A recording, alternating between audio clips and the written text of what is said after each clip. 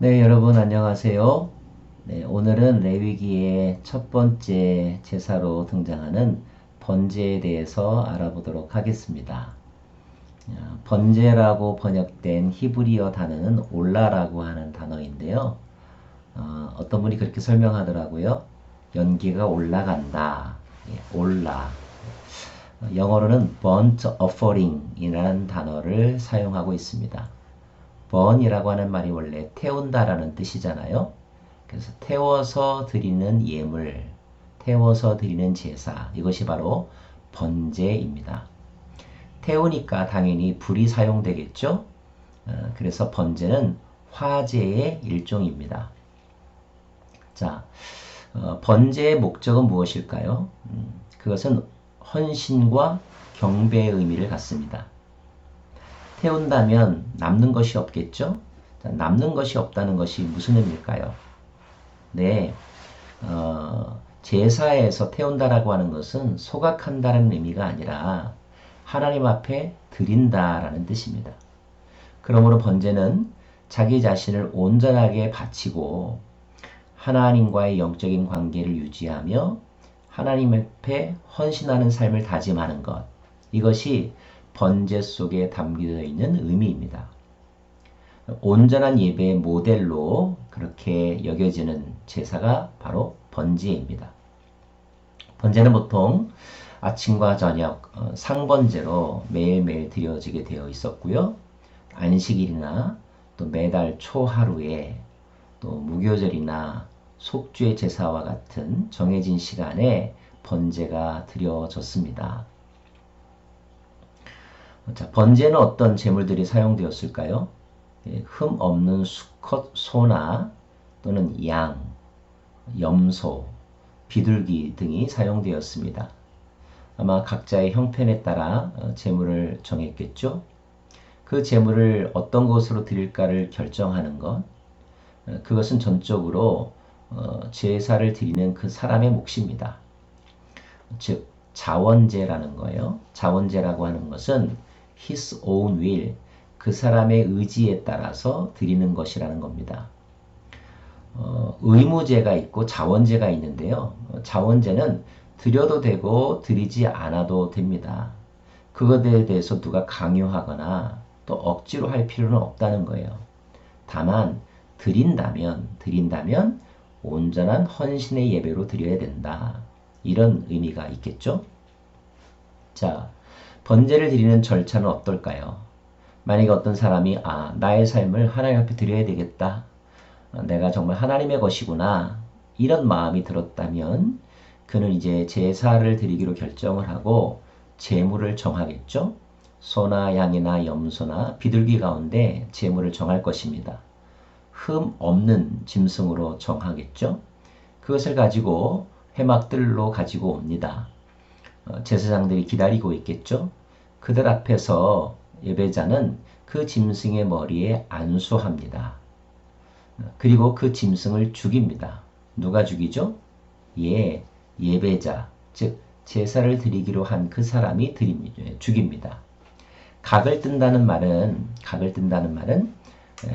그 죽인 그 짐승을 부위별로 나눈다라는 뜻입니다. 내장을 또 따로 꺼내고 다리들은 이렇게 토막을 내고 또 가죽을 벗기는 그 모든 과정을 예배자가 하게 되는데 이때 레위인들, 제사장들이 옆에서 도와줍니다. 특별히 여기서 안수한다는 것, 안수가 가지고 있는 의미는 짐승과 자기 자신을 동일시하는 것입니다. 더불어 예배자가 가지고 있었던 그 안에 있는 모든 죄, 인간의 본성, 이 모든 것들을 하나님 앞에 전가한다는 의미가 있습니다.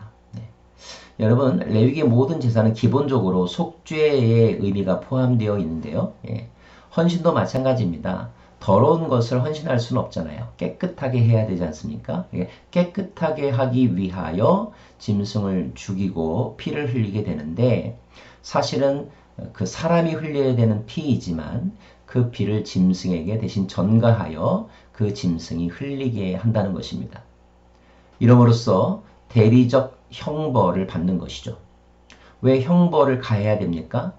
예, 죄에 대하여 형벌을 가하는 것은 하나님의 공의에 해당이 됩니다. 하나님은 죄를 미워하시니까요. 근데 사람을 죽일 수 없기 때문에 그래서 짐승이 대신 죽는 것입니다. 자, 이 과정을 지켜보고 옆에서 도와주던 제사장은 짐승이 죽으면 그 흘린 피를 받아다가 제단 뿔에 바릅니다.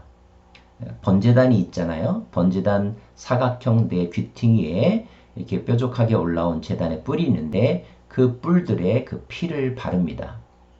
왜 제단 뿔에 피를 바를까요? 예, 그 바르는 행위에 대하여 성경은 정결케 하는 것이라고 설명하고 있습니다.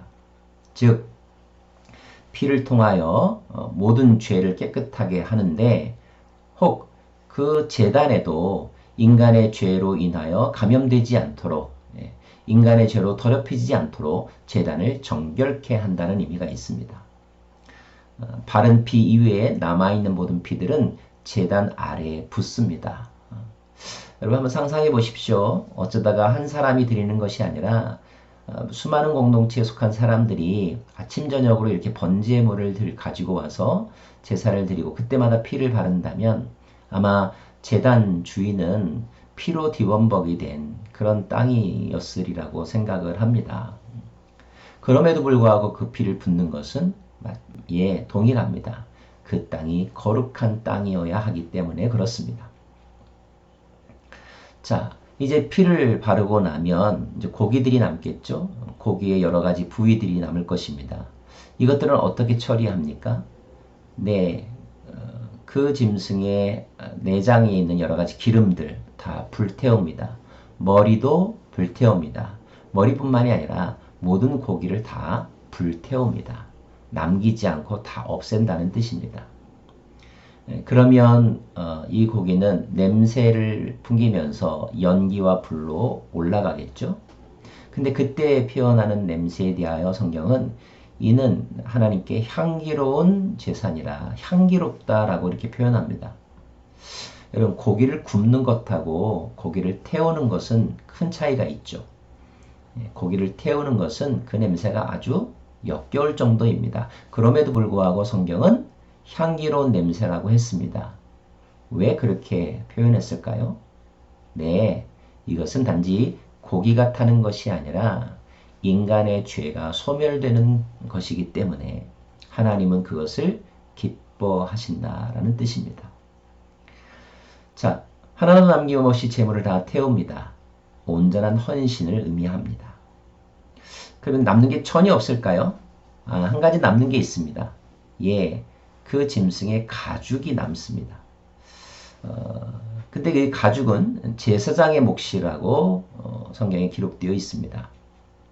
여러분 모든 제사에서 그 제물로 드려진 고기의 그 향방, 결과가 있는데 하나는 완전히 불로 태워 없애거나 아니면 제사장의 몫으로 가거나 아니면 또 제사 드리는 사람 또는 거기 있는 회중들의 몫으로 돌아가는 이렇게 세 가지 방향으로 그 제물의 결과가 정해지게 되는데 특별히 그 중에서 연기로 불태워 없어지거나 제사장의 몫으로 가는 것은 둘 다 하나님 앞에 드려진다라는 의미를 갖습니다. 자, 그렇게 본다면 번제로 사용된 제물에서 제사를 드린 그 사람에게 돌아가거나 아니면 함께 있는 공동체에게 돌아가는 제물의 몫은 제물의 부위는 아예 없는 거죠? 네, 그렇습니다. 다시 말하지만 남는 고기는 없고요. 오직 하나님께만 드리는 제사가 바로 번제입니다. 그리고 그것은 바로 헌신의 의미를 갖는다는 거죠. 한 가지 이 제사장이 하는 행위 중에 가지고 온 제물 가운데 새는 제사장이 죽인다라고 하는 표현이 있습니다. 그래서 이 부분에 대해서 학자들은 왜 하필이면 새는 제사장이 죽일까 이런 궁금함을 갖고 있는데요. 여러 가지 추측들만 학설들만 존재할 뿐입니다. 가장 설득력 있는 학설은 새의 경우에는 그 새에서 나오는 피가 매우 소량이기 때문에 새를 그 죽이는 동시에 한두 방울 이렇게 흘러오는 피를 제단불에 발라야 하기 때문이 아닐까. 여러분, 그 성막 안에서 제단 근처에는 일반 평민, 즉 제사자들은 갈 수가 없습니다. 제단불에 가까이 갈 수 있는 사람들은 제사장들밖에 없거든요. 근데 그 피는 발라야 하고 일반 평민은 갈 수가 없고 그 새를 잡을 경우에는 피가 매우 소량이기 때문에 그래서 아마도 새는 직접 제사장이 죽여 그 죽일 때 흘러오는 피를 제단불에 바르기 위함이 아니었을까 이렇게 추측할 뿐입니다. 자, 이 그림은 번제물로 드리는 짐승들을 이렇게 그림으로 보여드리는 것입니다. 예, 소나 또는 염소나 양, 비둘기 네, 이런 것들이 번제의 제물들입니다. 자, 그렇다면 이제 이 번제의 의미와 교훈을 한번 정리해 볼까요? 예, 번제는 모든 제사의 기본으로서 하나님의 소유가 되었다는 것, 그리고 우리는 하나님을 위하여 살아야 한다는 전적인 헌신의 마음을 다짐하면서 드리는 제사가 번제입니다. 요즘 교회에서 가끔 부서별로 헌신 예배를 드릴 때가 있잖아요. 예. 교사 헌신 예배, 여전도의 헌신 예배, 이 헌신의 의미로 드리는 제사가 바로 번제이다. 이렇게 이해하시면 좋겠고, 이 번제는 자원제입니다. 본인이 드리고 싶으면 드리고 누가 일부러 강요할 수는 없다는 거예요. 하지만 자원하여 드린다면 그 드리는 제사 행위 속에 담겨 있어야 될 가장 근본적인 마음가짐은 모두 하나님 앞에 드린다. 온전한 헌신을 상징하는 것입니다.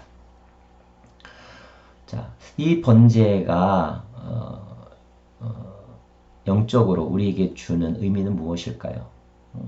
이 번제 역시 신약의 예수님과 예수님의 삶을 예표하는 세레모니인데 그것은 보냄받은 자로서 자신의 전 생애와 또 죽기까지 복종하심으로 목숨을 바치신 예수 그리스도를 예표하는 것이라고 볼 수가 있습니다.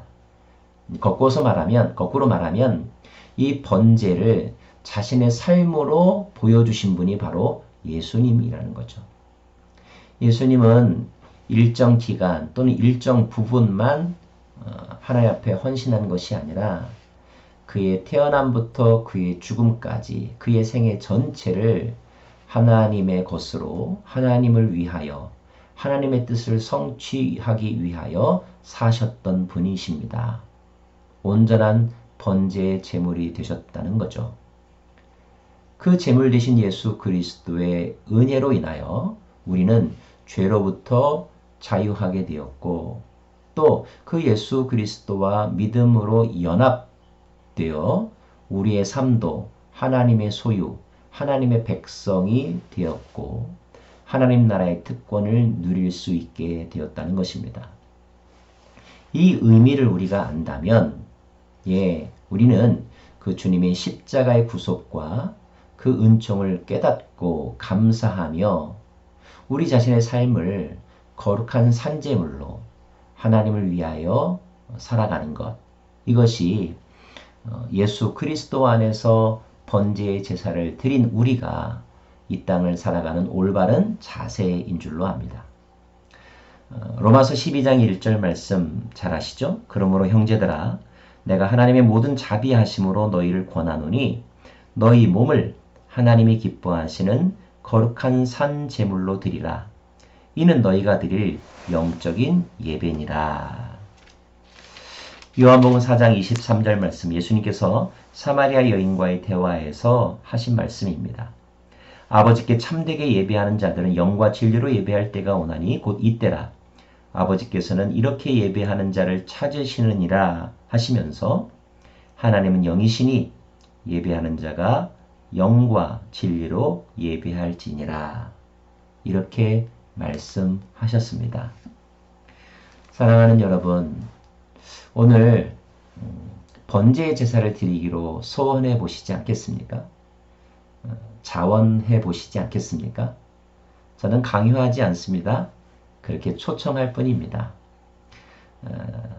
그것은 하나님의 나라의 백성의 삶을 회복하는 것이고 하나님 나라 백성의 은총을 누리는 삶이기 때문에 드릴 만한 제사요, 하나님이 기뻐할 만한 제사입니다. 온전한 번제물로 우리 자신과 우리의 뜻과 우리의 삶을 드리는 온전한 예배자 되기를 간절히 바랍니다. 여러분, 축복합니다.